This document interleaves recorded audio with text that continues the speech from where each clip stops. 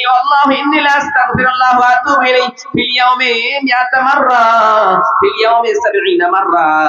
বিশ্বনবী সাল্লাল্লাহু আলাইহি ওয়াসাল্লাম বললেন, আমি আল্লাহর কসম করে বলতেছি, আমি নবী, যেই নবী মা তাকাদ্দামা মিন যামবি, বিশ্বনবীর সামনের পিছনের গুনাহগুলো মাফ করা ছিল। তারপরে আমার নবী, দয়ার নবী, মায়ার নবী দিনে 70 বারের বেশি তওবা ইস্তেগফার করতেন। আবার নবীজি বলেছেন, তুবু ইলাল্লাহি ফা ইন্নী আতুবু ইলাইহি ফিল ইয়াউমি 100 মাররা। আমি নবী, আমার কোনো গুনাহ নেই, নিষ্পাপ, মাসুমানিল খাতা। তারপরে নবীজি বলেন, আমার কোনো গুনাহ নাই, তারপরে আমি নবী দিনে 100 বারের বেশি আমি তওবা ইস্তেগফার করি। আমরা কয়বার করি? আমরা একবার ইস্তেগফার কখনোই করতে যাই না।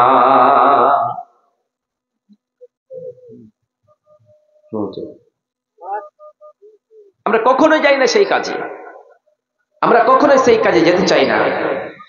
ওই জন্য আমরা যতই গুনাহ করি না কেন, যতই বড় পাপী হয়ে যায় না কেন, আমাদের পাপ যদি হয় এই দুনিয়ার খালের বিলের পানির সমান, আমার আল্লাহর দয়া হলো সাগরের পানির সমান।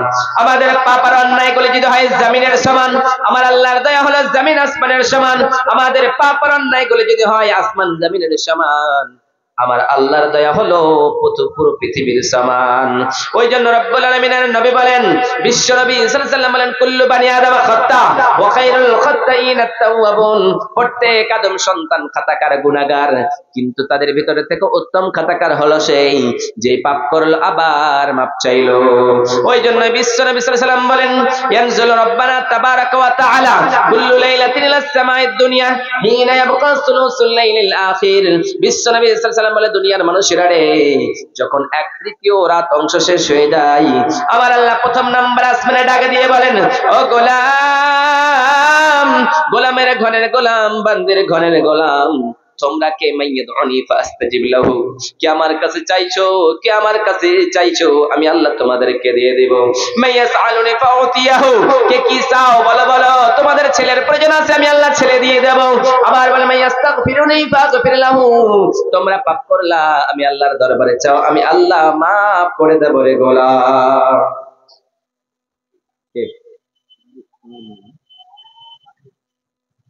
আব্দুস সামাদ, নারে তাকবীর।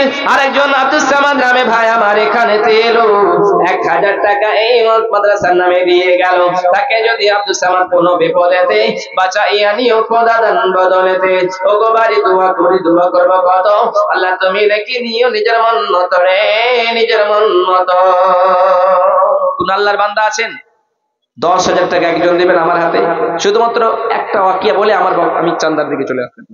তাহলে কি বলছিলাম, আল্লাহ সুবহানাহু ওয়া তাআলা প্রথম নম্বরে আসমানে ডাক দিয়ে বলেন, মাইয়াদউনি ফাস্তাজিব লাহু, তোমরা চাও আমি আল্লাহ তোমাদেরকে দিয়ে দেব। আবার রব্বুল আলামিনের নবী বলেন, ইন্নাল্লাহা আযজা ওয়া জাল্লা ইয়াবসুতু ইয়াদাহু বিল-লাইলি লিয়াতুবা মুসিহুন নার ওয়া ইয়াবসুতু ইয়াদাহু বিন-নাহার।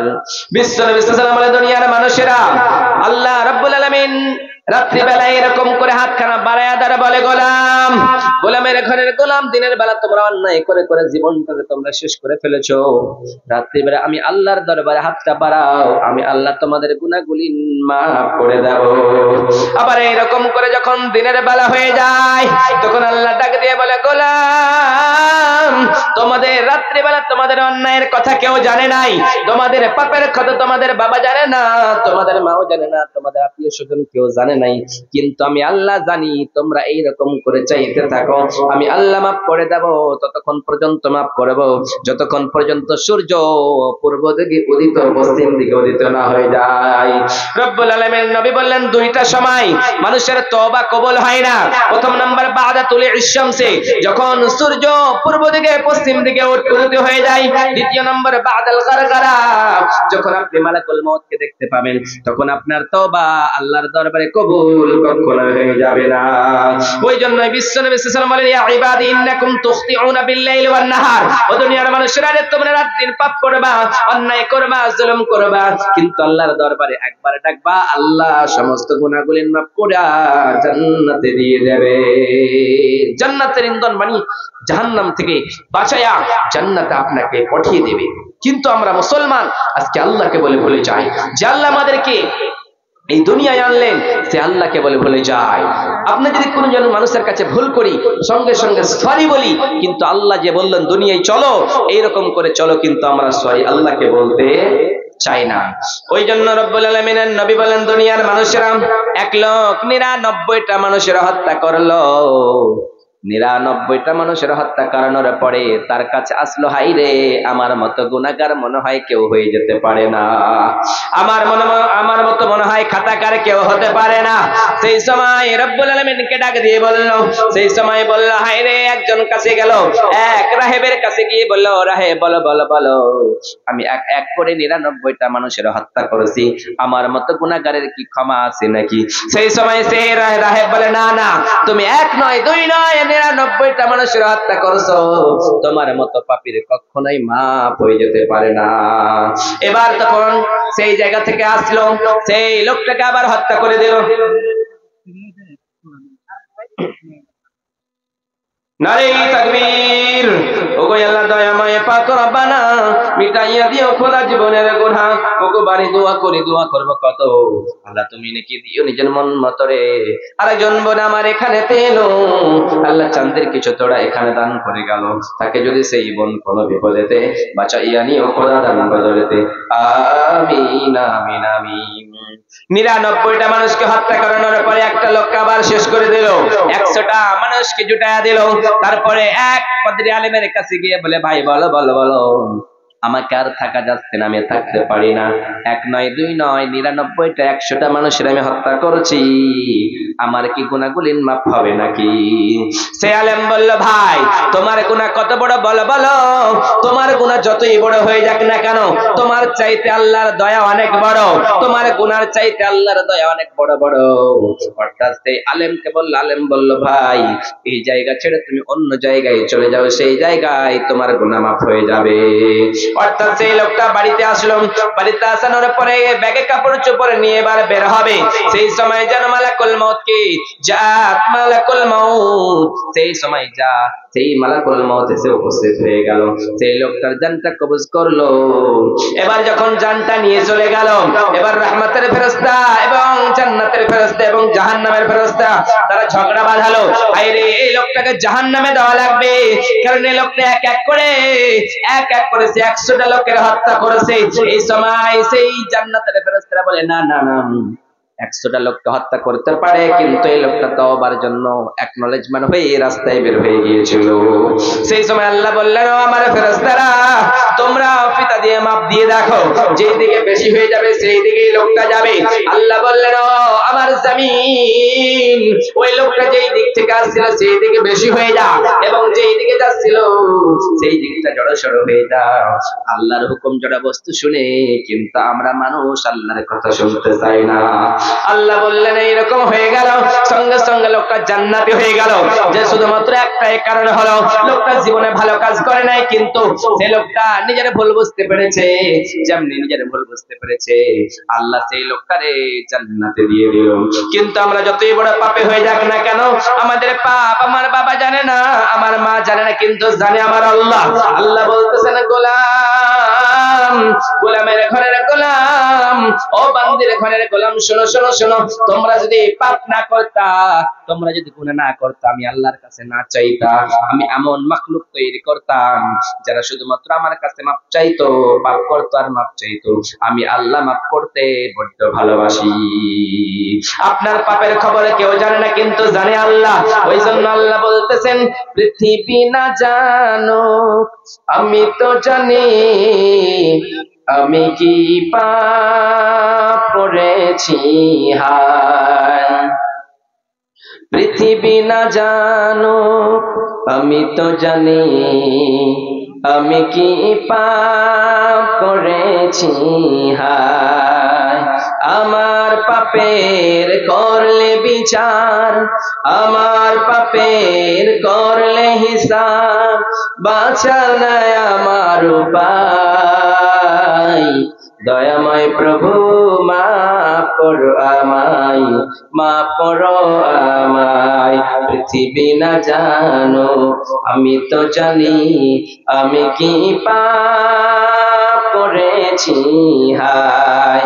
আমার পাপের করলে বিচার, আমার পাপের করলে হিসাব, বাঁচার নাই আমার উপায়। দয়াময় প্রভু মাফ করো আমায়, মাফ করো আমায়। আমার পাপের খবর কেউ না জানলে আমার আল্লাহ অবশ্যই জানে জানে জানে।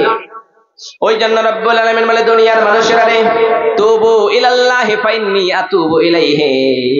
বিশ্বনবী এইরকম করে বলেছেন, আত-তাওবাতু মিনাজ যামবি কামাল লা যামবা লাহু। বিশ্বনবী সাল্লাল্লাহু আলাইহি ওয়াসাল্লাম বলে দুনিয়ার মানুষেরা, মানুষ যখন তওবা করে কেমন হয় জানো কি?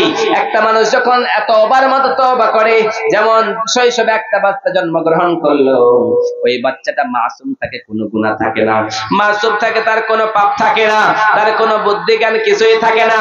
আল্লাহ বললেন, গোলাম, একটা মানুষ যখন তওবার মতো তওবা করে, ওই মাসুম লোকটার মতো হয়ে যায়। বিশ্বনবী সাল্লাল্লাহু আলাইহি ওয়াসাল্লামের কাছে একজন সাহাবী এসে বললেন, নবী গো, ওগো দয়ার নবী, ওগো মায়ার নবী, আপনি বলুন তো। যখন কালেমা পড়লেন, তারপরে নবীর কাছে এসে বললেন, নবী গো, আমার মনে তৃপ্তি হয় না, আমার মনে শান্তি আসে না রে নবীজি। নবীজি বললেন, আমার সাহাবী, যাও যাও, তোমার সমস্ত গুনাহগুলি মাফ হয়ে গিয়েছে। সেই সময় সাহাবী বললেন, নবী গো, না, কখনোই মনে হয় মাফ হয় নাই। একবার বললেন, দুইবার বললেন, তিনবার বললেন, নবীজি বললেন, মাফ হয়ে গিয়েছে, মাফ হয়ে গিয়েছে। তারপরেও সেই সাহাবী তৃপ্তি পায় না। নবী বললেন, বল বল, তোর কি খবর হয়েছে, বলো বলো বলো। সেই সাহাবী বলতে শুরু করলেন, নবী গো, দুনিয়ার জমিনে আমার পাপটা মনে হয় মাফ হয় নাই রে নবী।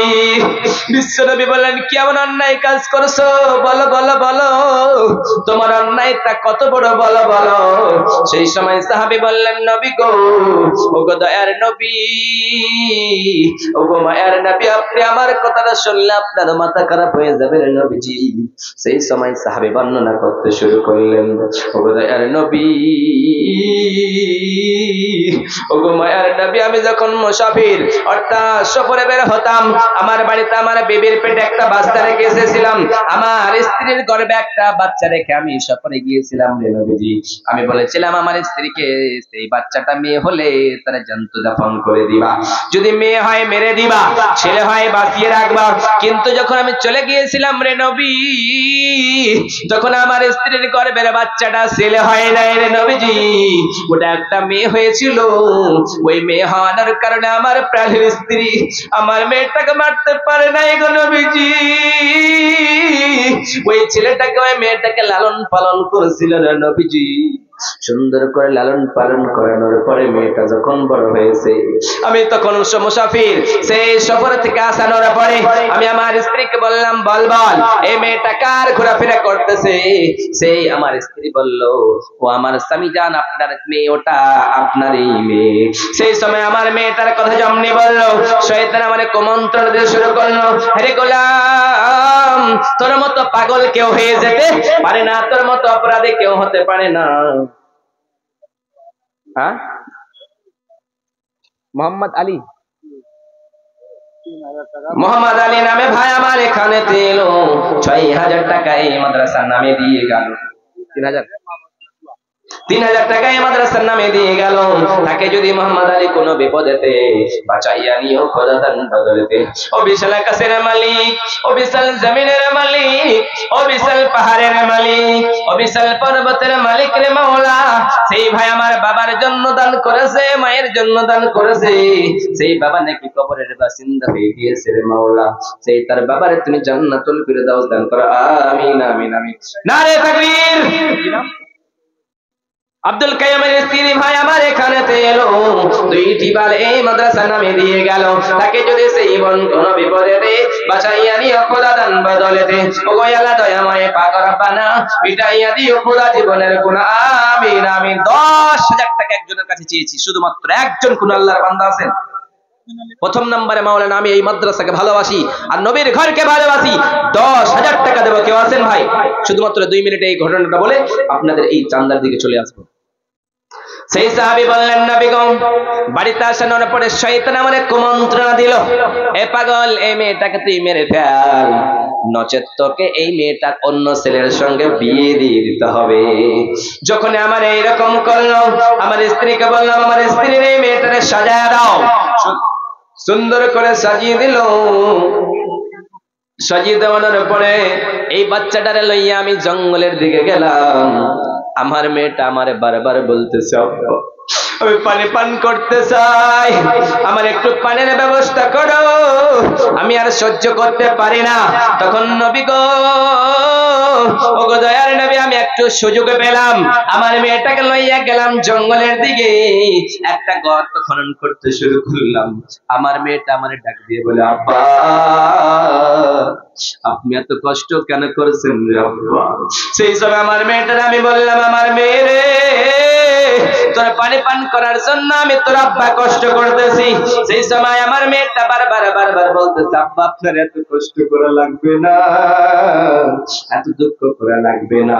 সেই সময় আমার যখন দাড়িগুলিতে নবী গো ওই মাটিগুলি যখন লাগছিল, আমার মেয়েটা সুন্দর করে ঝেড়ে ঝেড়ে দেয় আর বলে, আব্বা আপনার এত কষ্ট করা লাগবে না রে আমার আব্বা।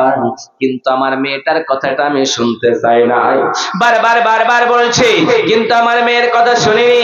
গর্ত খনন করা হয়েছে, এবার আমার মেয়েটার ডাক দিয়ে বলে, মেয়েরে এসো এসো এসো, এই গর্তের দিকে একবার তাকায় দেখ পানি কতটুকু এসেছে। আমার মেয়েটা গর্তের দিকে তাকাইছে গো নবীজি, ওগো দয়ার নবী,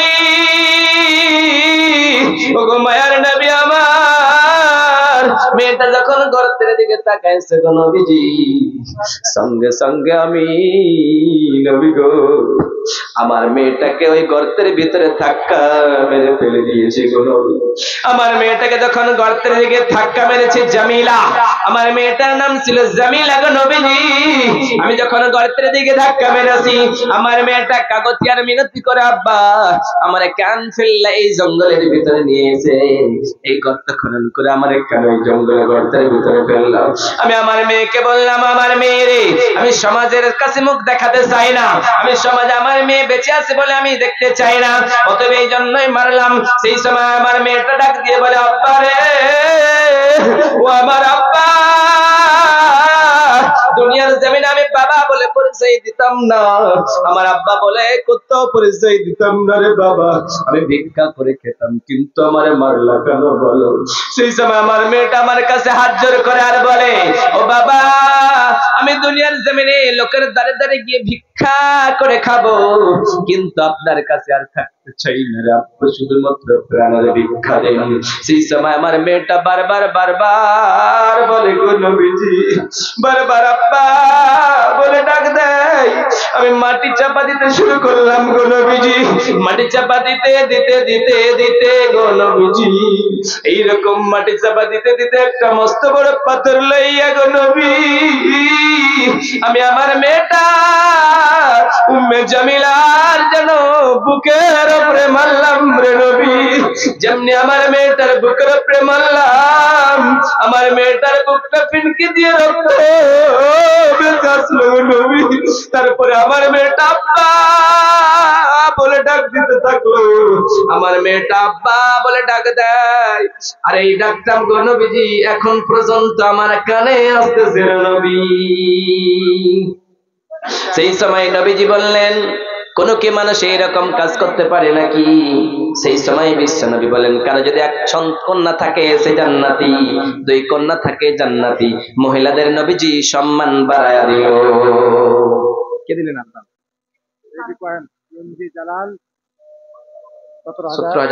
এমডি জালাল আকবর, তিনি 17,500 টাকা নাকি নগদ, এবং এমডি রিয়াজ তিনি 10,000, এমডি তাজিবুর নাকি, তাজিবুর 10 বড় সিমেন্ট, হ্যাঁ মুস্তার নাকি, মাস্টার পারভেজ আলম 10 বড় সিমেন্ট, রবিউল ইসলাম 2000।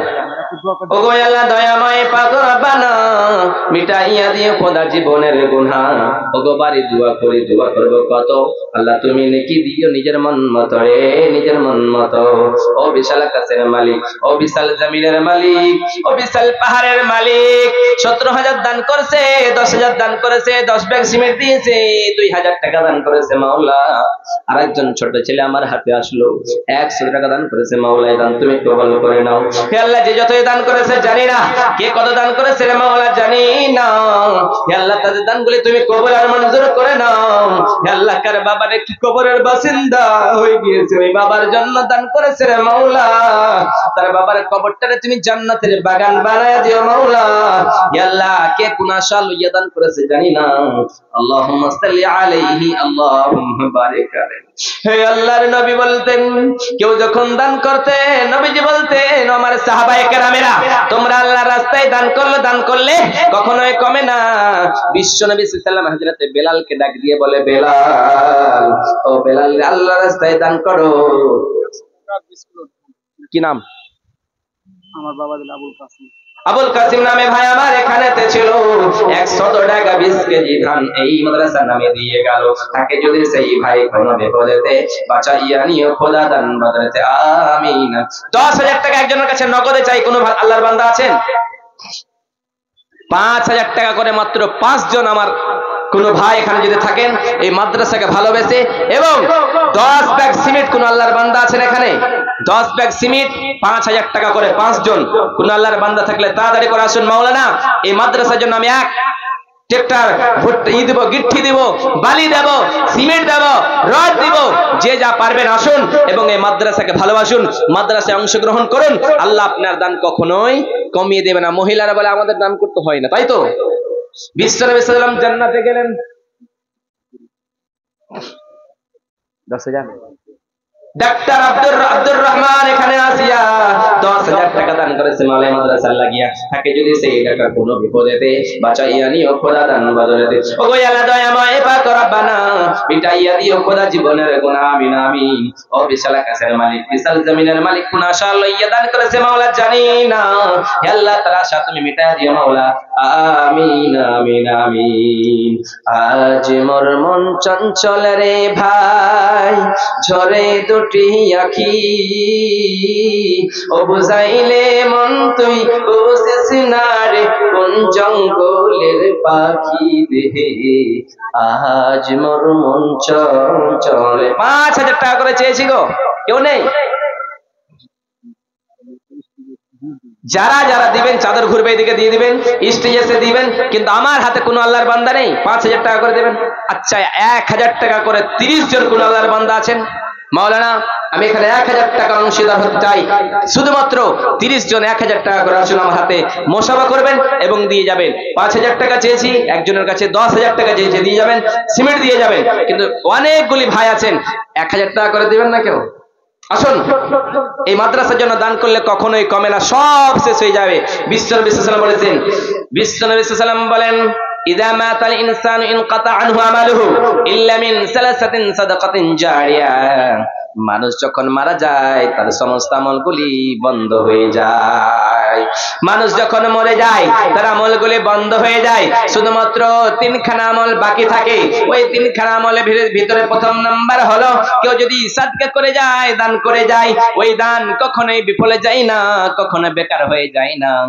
ওই দানের ওসিলায় আল্লাহ বললেন, বান্দা ওই মাদ্রাসার জন্য দান করেছিলাম।